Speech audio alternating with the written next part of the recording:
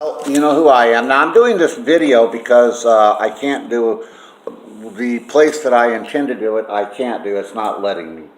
Okay, this is Rabbi Charles Goodson. How are you today? We are preparing ourselves for Passover, and we're getting everything done. Now, for all of you people out there that are Jewish or Hebraic, I want to tell you, I'm a Messianic Jewish rabbi.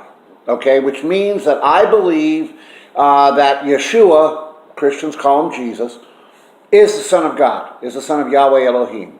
And I wanted to talk to you, and yes, we do celebrate and we do follow the Torah, and we celebrate the feasts of the Torah, of what we are commanded by Yahweh Elohim to do. Okay, but I want to talk to you about Passover. We're right now coming to Passover. Pesach is what we call it, is what we Jews call it. All right. The Passover is more than just, because we were liberated from, we were brought out of Egypt and out of the land of slavery. Okay, it was much more than that. It is literally a rehearsal for the marriage feast of the Lamb. Okay, now I'm going to walk you through it. I'm going to walk you through this. Okay, in the marriage of the Jewish marriage, and you didn't date in any Jewish marriage. Now you do, but really in all reality at the time, you didn't. Okay, it was literally, there was just one thing. Okay, you had 3 cups of wine. The first cup was the betrothal cup. Okay, this is where the groom and his family went to the bride, or the intended bride, and the family. Okay, the first cup was the betrothal cup.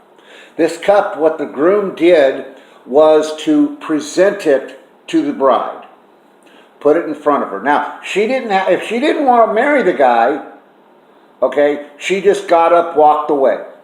Okay, a lot of times it was arranged between the bride and the groom. Okay, well, if she picked up the cup and took a sip of it, that was the betrothal. Okay, that's saying, I will marry you. Okay, let's go to the Passover. You have actually 4 cups. One of them is used for Elijah, but we're going to talk about 3 of the cups. The first cup that they had was the betrothal.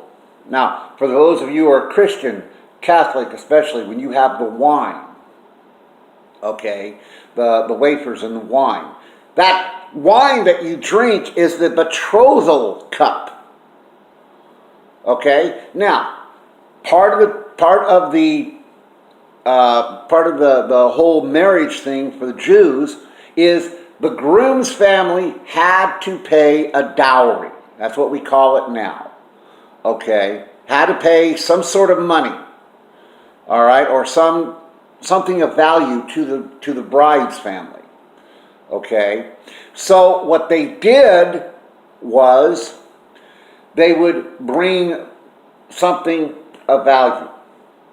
Well, that price has been paid with the death and resurrection of Yeshua. That was his price for us. All right? Now, also part of this, the groom had to go to his father's house and build a bridal chamber. Okay? Now, if you'll recall, in John, he says this, in my father's house are many mansions. In my father's kingdom are many mansions. I go to prepare a place for you. Okay? So the Jewish groom would go to his father's house.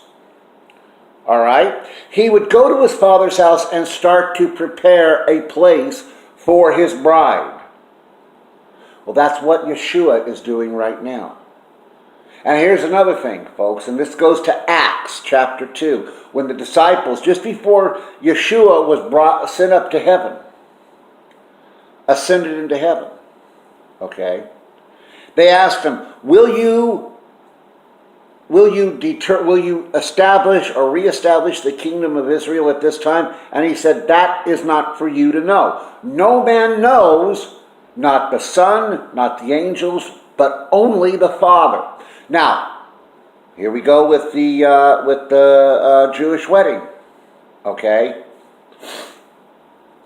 The Father determined when the bridal chamber was finished. He would go to his son and say, son, go get your bride. You're done. Acts 2. The Son is still preparing a place for us. The Father will tell him, our Heavenly Father, Yahweh Elohim, will tell him, son, go get your bride. He will tell Yeshua HaMashiach, go get your bride.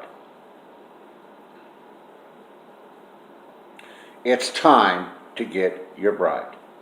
And so a great party, a great host would come and get the bride. Now again, we're talking about the Jewish part, okay? Would come and get the bride in the middle of the night, like a thief in the night. But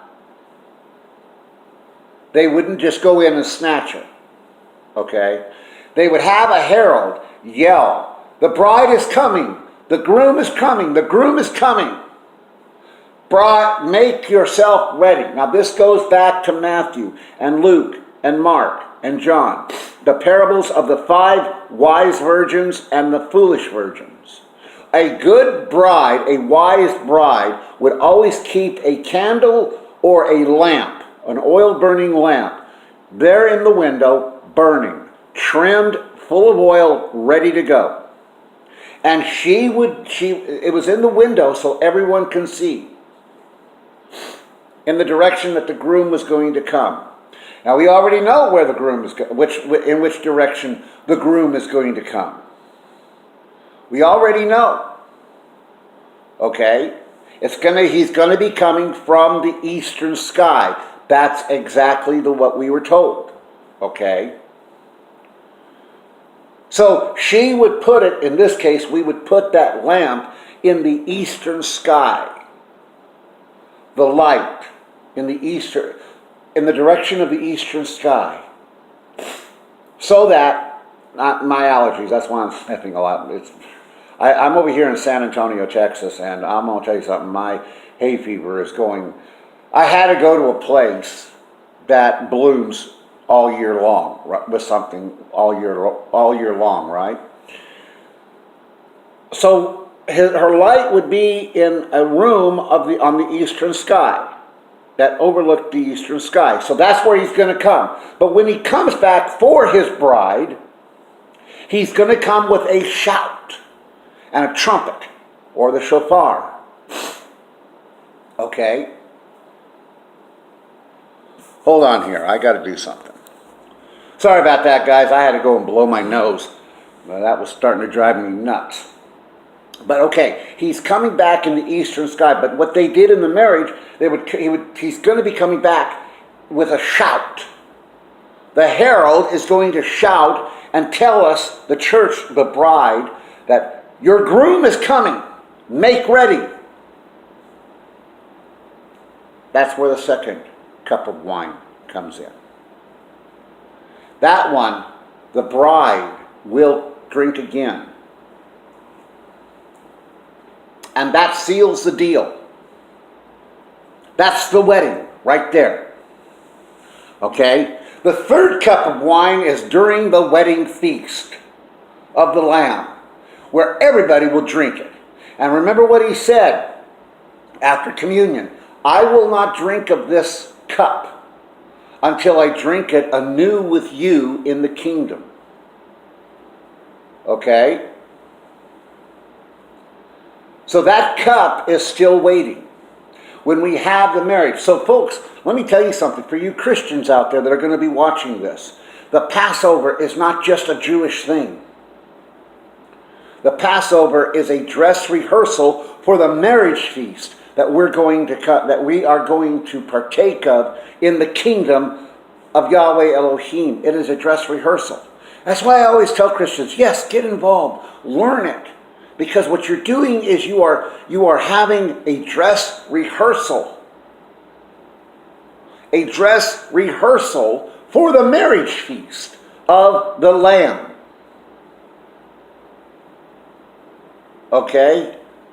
You're actually rehearsing the whole wedding.